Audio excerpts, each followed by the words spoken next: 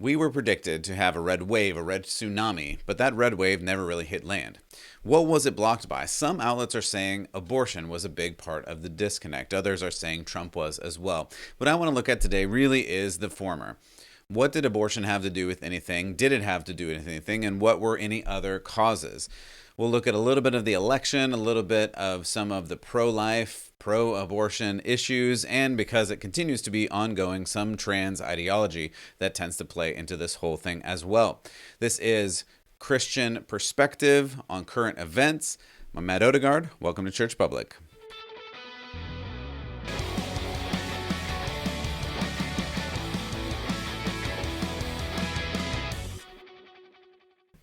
Welcome back to Church Public. I'm Matt Odegaard, your host as always, and I really appreciate you stopping by. Today we are just looking at what has happened this week. Current events from a Christian perspective, what's in the news, what is going on, and trying to figure out how we live as Christians in this crazy world.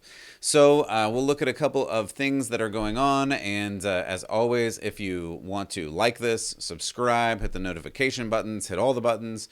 Really appreciate any of that. This is just a labor of love where I'm trying to help you understand what in the world is going on in this world so that you can live according to your beliefs, according to your faith, and not lose yourself in the culture, which is really easy to do. And I don't want you to do that. So let's look at a couple things today and we'll see where that takes us. All right. So the red wave, the red tsunami just didn't really appear. It was a red trickle. I think my favorite so far is the Red Mirage. I think that's really what we are looking at. Now, it must be said, and you have to really take this all with a grain of salt, that really Republicans will probably take the House, and I think that's really important too. I think it's important to understand that the Republicans are doing well, and taking back over the House is a good thing. So we can't discount that. And to be clear, this is a bit of a win. There were wins all over the place. I'm not going to get into all of the politics and all of the different pieces today because there are people who have done way better at that. I want to look at a couple of different issues. But I also want to be clear that for the Democrats, it wasn't a blowout either. They held on to some seats that they had before and probably picked up a couple others. But I mean, ultimately, they didn't do that well either. But what they did do was focus on the issues. I think they really did a good job on focusing on what their people really wanted to know and hear and vote for. I think they did a good job at that. I don't think the Republicans did a good job on that. I think one Republican did, and that is DeSantis in Florida. He did really good at it, and it shows, and basically all of Florida went red. That is what should have happened all over the country, but it didn't, and it didn't because many of the Republicans running in the other areas of the country didn't really run on the issues, or at least they didn't run on the right issues, and that is a problem. So again, I'm not going to spend a ton of time here on in-depth political evaluation because a lot of other people have done well on that. What I want to look at is a couple of what I think are spiritual issues that I haven't seen very many talk about, and those are two things. One is that abortion is a big deal. I heard some people downplaying it and saying that abortion was not going to be a very big deal for this election. I think that was wrong, and I think that was a missed opportunity. I know people like me and others have been ringing this bell as loudly as we can for several months, if not more now. But the reality is many of the Republican candidates in various different applications did not really talk about it. They didn't want to talk about it. They thought it wasn't a winning issue or a big issue or an issue that made any consequence. I think it really did have a huge consequence on this election, and I think the reason we're going to get to in a minute. So that's number one, abortion. I think it's a really big deal. The next is that this generation, the current generation, this next generation, Generation Z, if you will. I was reading this whole book the other day, Meet Generation Z. It's a really good book and a really good primer on this next generation.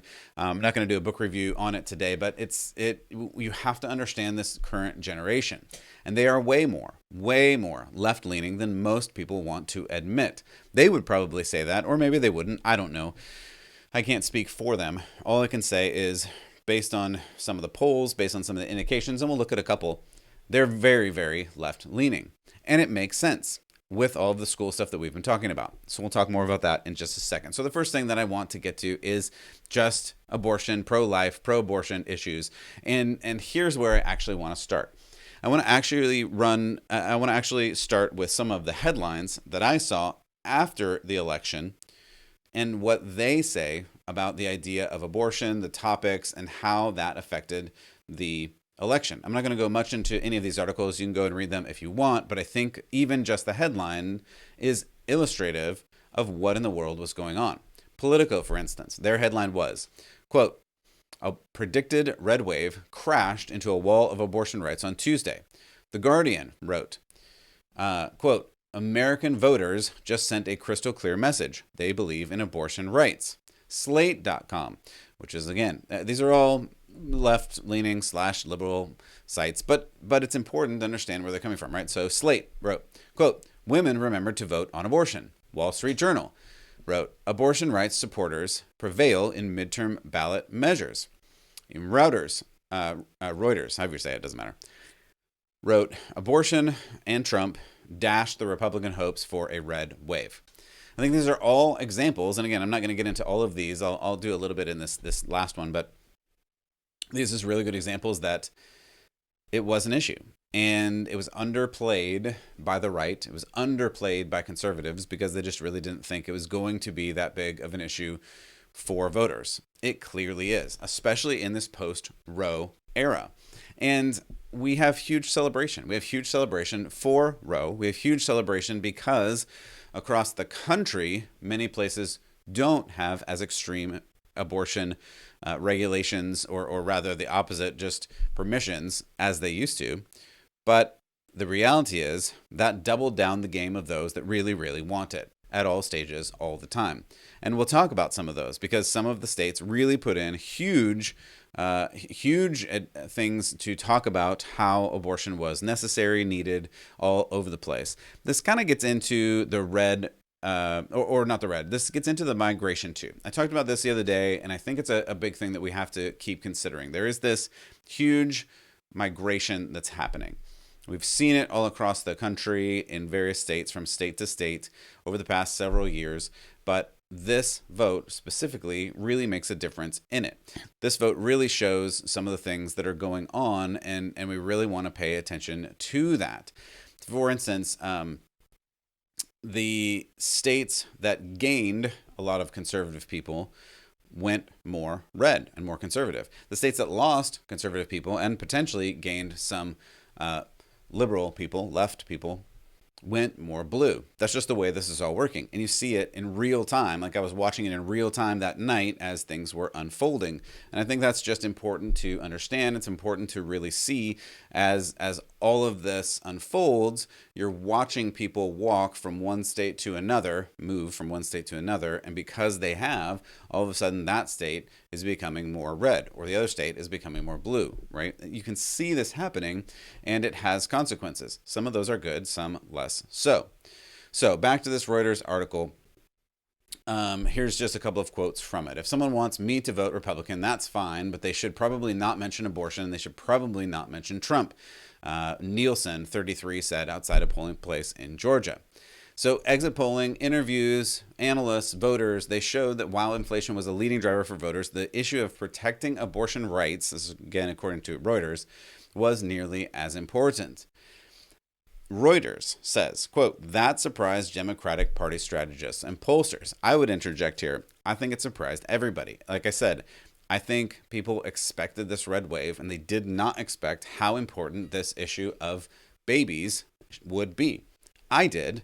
I've been talking about this as much as I can over the past several months and years at this point, because I know it's such an important thing. And I've been noticing this, and other people apparently didn't think so. So they didn't deal with it. And that was a problem. And now we see the symptom of that problem. We see what comes out. They thought that inflation would be the top of everything. And it is. Many people said inflation was an issue. We'll look at some polls, some stats in a moment. But the reality is other things were too. And that's the issue. Democrats had urged the party to spend more time focusing on inflation, which they did, but still it's very clear that abortion was a big issue on the ticket across the country. This is according to Reuters. When the Supreme Court stripped away longstanding U.S. constitutional abortion rights, they were not in the Constitution, but that's okay. Continuing on, it galvanized the Democratic base, resulting in a flood of new voter registrations and steered some independents towards the Democratic candidates. Yes, that's exactly what happened, and we see that happening. So here are some stats from them.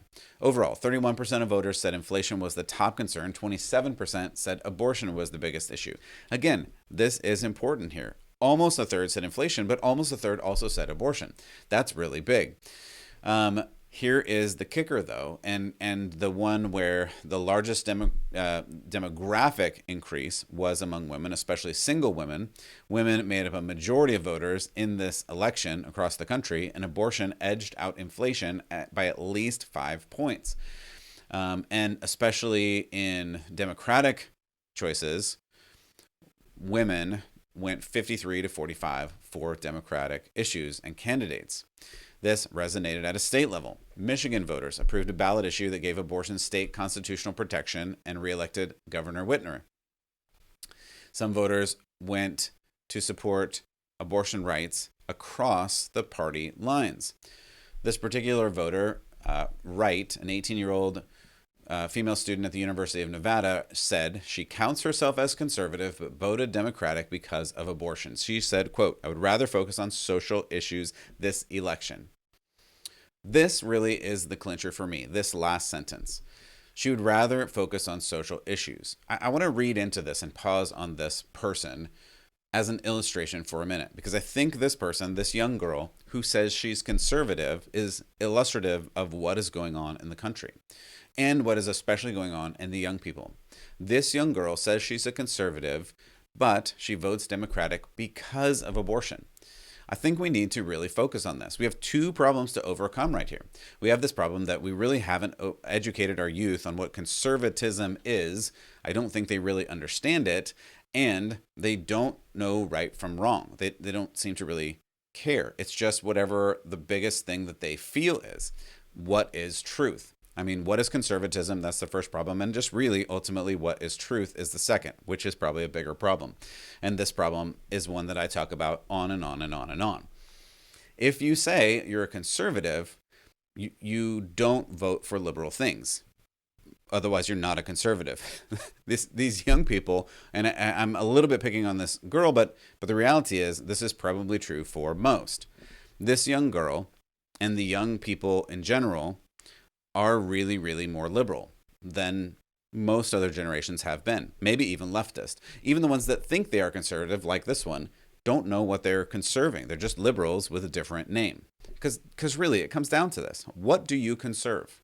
That's what a conservative is. Answer the question, what do you conserve? If you don't conserve the family, if you don't keep babies from being murdered, if you don't keep our children from being indoctrinated into radical LGBT or trans or climate or critical race theory or other ideologies, I'm sorry to have to let you know this, but you're just not conservative. I mean, you might be liberal or you might even be leftist, but you're not conservative. You can say on this vote you're going to vote for social issues, quote unquote, but you're a whole person. And that's one of these things, I guess it's a pet peeve of mine. You have to be a whole person. You can't say I'm conservative in one area, but I'm liberal in another area. It just kind of doesn't work that way. Like you get to be conservative, period. Or you're just not. And if you're not, I mean, okay, I might not agree, but if you're not conservative, just be who you are. I mean, again, I might not agree. We can disagree. I'm okay with disagreeing with people, but you can't go back and forth, right? That's where the right, conservatives, Christians are constantly accused of being hypocritical and showing hypocrisy in all the things that they do because they want to do a thing but don't actually do the thing. And I've said this before, but I'll say it again for clarity. That's not hypocrisy. If you want to do something but you don't do it once or on accident or in a bad moment of judgment, okay, that's one thing. That's a mistake. If you say you believe something but don't do the thing ever, that's hypocrisy. Right? Do you see how there's a difference there? There's a nuance there. It's not really even nuance. It's just literal definition of what it is. And that's what I see the left doing. They say they love people. They care about people. They really, really want to fight for people. Unless you're a baby or unless you're a certain type of people. It doesn't go across the board. And that really is more hypocritical than Christians are. Yes, Christians say they want to do things and don't do those things. That's true. But it doesn't mean they don't want to do those things. We just make mistakes, and we all make mistakes. And I can have room for mistakes. Everybody's going to make mistakes. I actually have a lot of sympathy for that. I do it all the time. It's when you say, well, you have to act like this, but you don't have to act like this. That's hypocritical, right? That's different standards for different people. I have a very high standard for myself, and I mess it up all the time. So I just make mistakes. Some people really try to do certain, or say they're going to do certain things, but never even really try. That's a different kind of thing. All right, this leads us to the vote. I'm just going to show a couple of the slides, a couple of the infographics that are going on so that we can understand kind of what is happening with our youth and what is happening all over the place. So here's just a couple of slides that we found. So we have, this is Gen Z. I'm going to show you this one.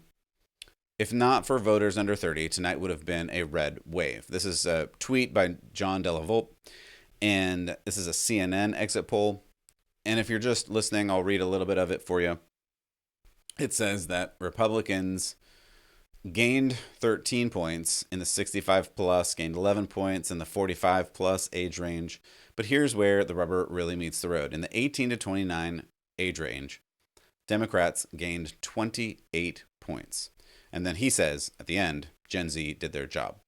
And that's really what I'm talking about. That's really what I'm pointing to here, that it's the younger generation that really is changing things. They really are moving in a leftward progressive direction, which makes a lot of sense. Of course it does. They're going to these schools that have all this indoctrination that we've been talking about and fighting against for all of these years now, and saying, please don't indoctrinate our kids in all of these radical ideologies. But they do, of course they do, and they have been. It's not new. It's just that it came out recently, and now we're noticing when everybody went on Zoom. Now we see it, and now we know it, and some of us are saying, hey, this isn't right, and you shouldn't be doing this.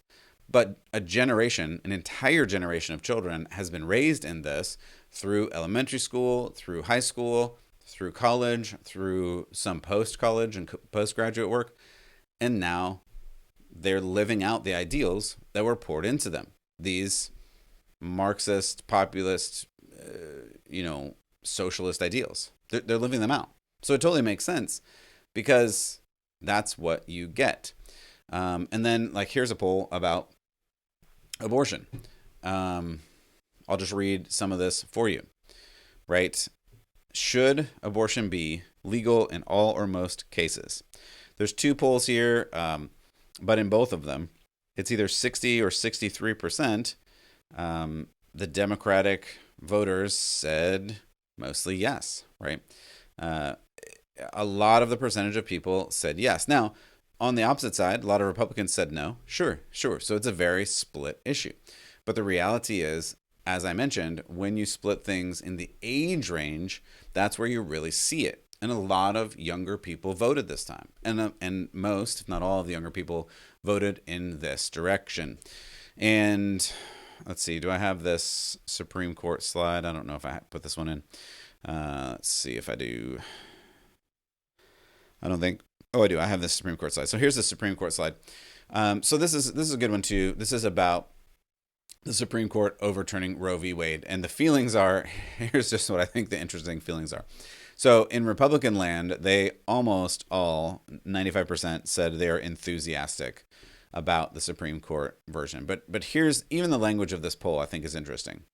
I'll skip the middle because the middle, it makes a difference, but not for this conversation.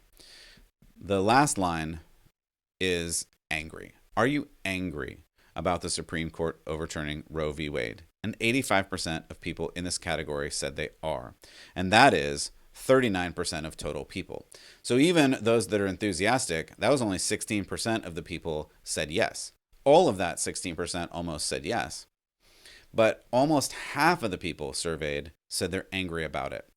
And really, when you add it up, you got 39%, 21% are dissatisfied as well. So that's coming up on 60% of people who are angry or at least dissatisfied with the Roe v. Wade decision. And I think that's an important thing to grab onto. It's an important thing to recognize that people are really, really angry about this. They're not just thinking, oh, this is a bad decision with an intellectual perspective. They're angry. That's an emotional term, right? This is an emotional decision. It's an emotional issue. So it's not just something they're thinking. This is a feeling. And it's important to understand that this feeling makes a difference to people.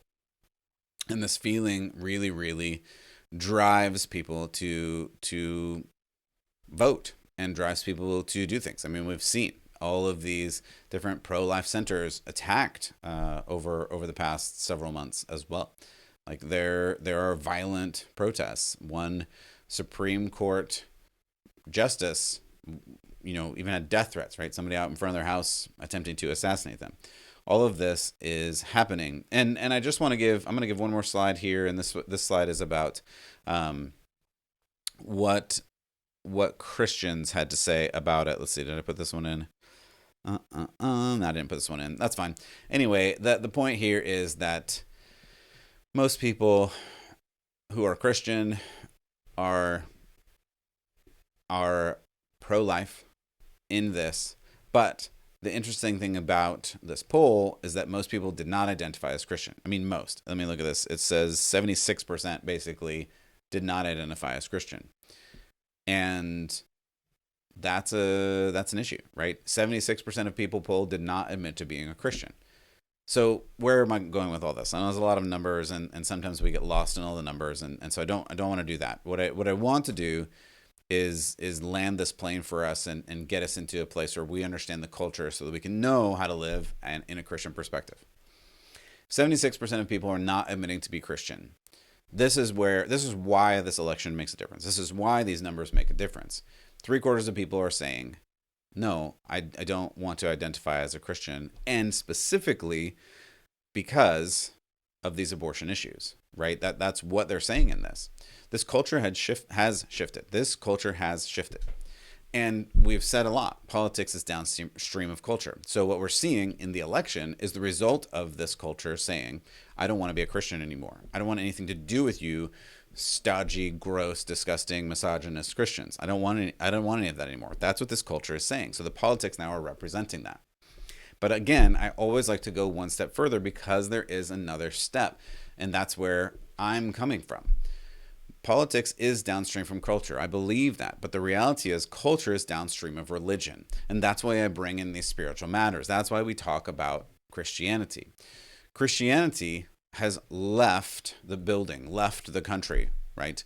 We are now in a different nation. It isn't a mainline Christian nation. Some people may still say it, sure. A lot of people do. But this culture is reflecting different things, especially with this younger generation. Again, go read that book or some other books about Generation Z. They are very not Christian. They may be spiritual, but not religious. That's kind of the catchphrase that either they've said or someone has coined for them. They are very spiritual. There's a lot of spirituality going on. It is not religious. It is definitely not Christian.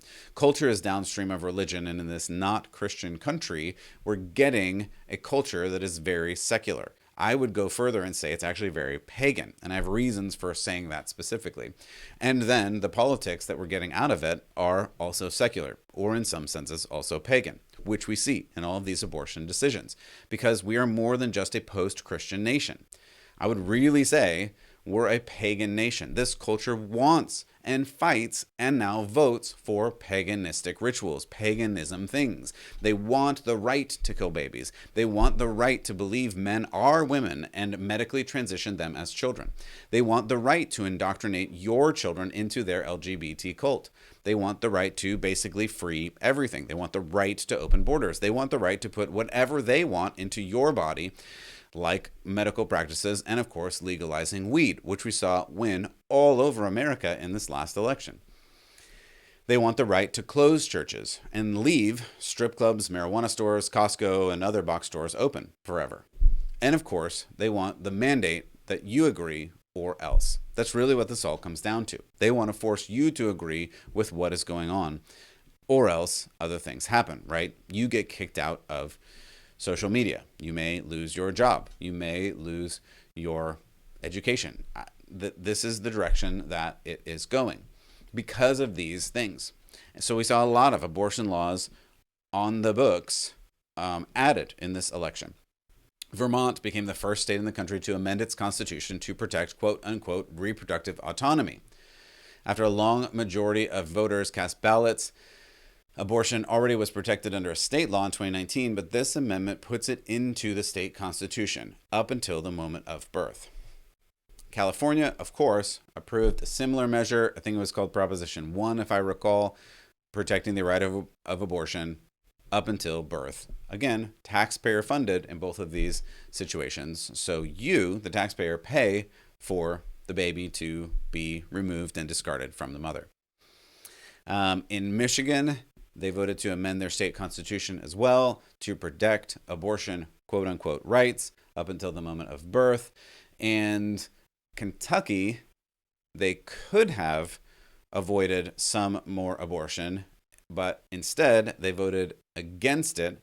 They rejected an amendment to the state constitution that would have said you cannot have abortion. In other words, there's no specific right of abortion in the state constitution of Kentucky, just like the Supreme Court said there's no right to abortion in the Constitution of the United States of America. But unfortunately, in Kentucky, they rejected that. Again, abortion was on the ballot. That's my point. In Montana, there was an anti-abortion rights measure that would have required healthcare providers to treat infants born alive, and that also was rejected. In other words, in Montana, if a baby was born and it was alive, you couldn't then kill it. But now apparently you can, or at least the baby's not protected. I mean, this is the crazy world that we live in, where they need these rights. This is the reality of the place that we are. We are past Christian, well past Christian. And like I said, I think we're beyond even secular. I think we're in this pagan place. I think we're in this place where you have to have new rituals. You have to have new rites. You have to have new religious things. I've talked all about this in the past, and that's how we have to view it. It's not just a dialogue about what is the best way, or where do we tax things the best, or what do we have the best options for government ideas.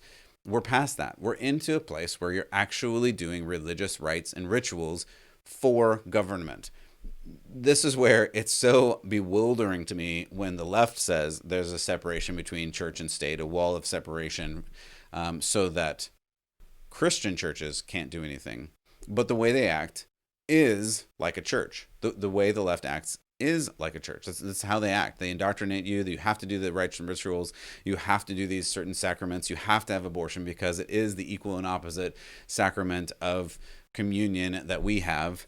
When communion, Jesus says, "This is my life given for you." Abortion says, "You are a life inside of me. I need to kill you so that I can have life." It's the exact opposite. We've said that more than once because that's the view of paganism. That's the view of ultimate self, where I am the boss, I am the king, I am the God of my own universe, instead of saying God is the God of the universe and Jesus, his son, is the only way to eternal life, as you would read in the Bible. This is the new world that we live in, and we have to understand it, which leads us to more transgender weirdness that we just have to cover from Church Public and current events so that you understand what is going on, because this is actually part of it. The transgender revolution is part of the new rites, the new rituals. And I'll show you what I mean. So there was a guy, his name is Brian Wynn, and he has now won a beauty contest. He won as a beauty queen, I guess you would say, called the Greater Dairy Beauty Competition or something like that for women ages 17 to 24. Here is a picture. So if you're not looking, you have a picture of all of these 17 and 24-year-old women who look like 17 and 24-year-old women. And then you have another person in this picture, Brian Wynn, who doesn't look, I'm trying to filter my language, doesn't look the same as the others. If you're just listening, this was one you may have to go look up on the other site and watch the video, because I don't know how to describe this with words. But I'll show you this video as well. The audio didn't work very well, so I'm just going to narrate over the top of this. But this is the moment when Brian, or I think he goes by Brianna at this point, is crowned. And so he's kneeling down on the stage when the other beauty queens hear that he has won the beauty queen contest. And so he gets crowned by this. And here's the reason that I bring this up. I mean, I know we've talked about the sports and how trans athletes are competing in sports and dominating and destroying women because they're men. This is a man who has now won a beauty competition for women as a man. Even Fox News is getting in on the action. Let's see, do I have that? So this is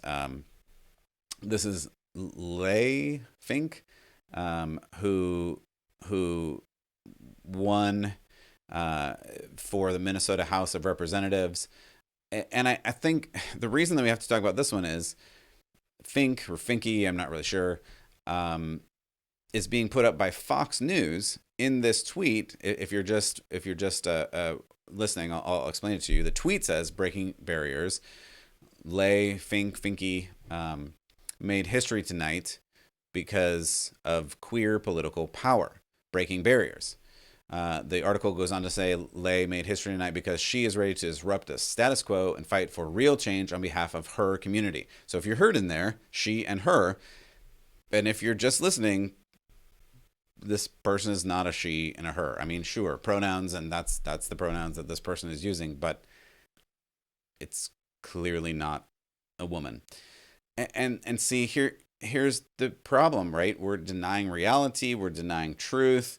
And at some point, at some level, like what are we going to do? And this is why I talk about like this as being a rite, a RITE, right? It's an action that you do for a religion. You have to process through this. You have to acknowledge this. You have to celebrate this. Even Fox News, the ostensibly conservative commentary news site, then they're always being told by the other media that they're just terrible because they're so biased in terms of conservatives and Republicans. They're saying, oh, this trans person is amazing because they've overcome boundaries and now has been elected to the House in Minnesota.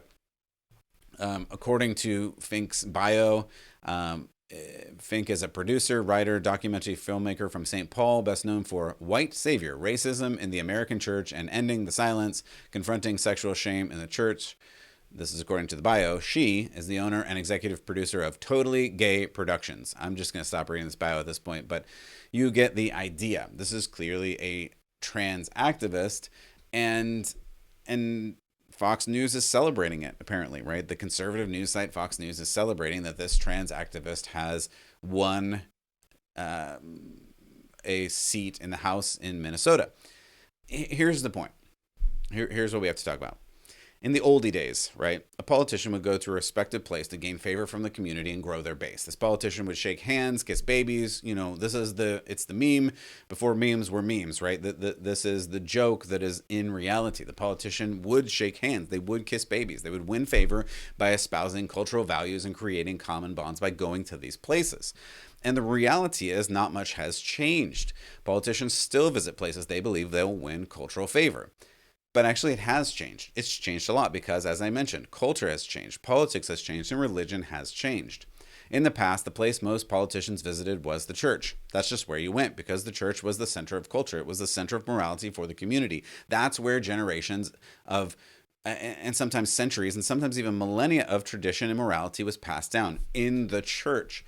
And this is still true today in many countries. In India, I'm not talking about Christian anymore, but in India, they go to the holy rivers, even though it's filled with bacteria. Sometimes the politician has to drink from the water in the river, which may be unsanitary and they may risk some things, but it has to be done because the culture demands it. Because the culture says you have to do these rites and rituals to become a politician, to become well-known, to become well-liked. And times they are a-changin', as an old poet once said. Now, in America, and in our top hat, Canada, some politicians still go to churches to see the people, but others go somewhere else. And this is why this all ties in. Here is Prime Minister Trudeau joining the ranks of such venerable politicians as Nancy Pelosi and AOC in visiting a new type of church. Who's ready for world domination? Hello! Please help me welcome the Prime Minister of Canada, Justin Trudeau! This one is about to go down in history. My jaw just dropped.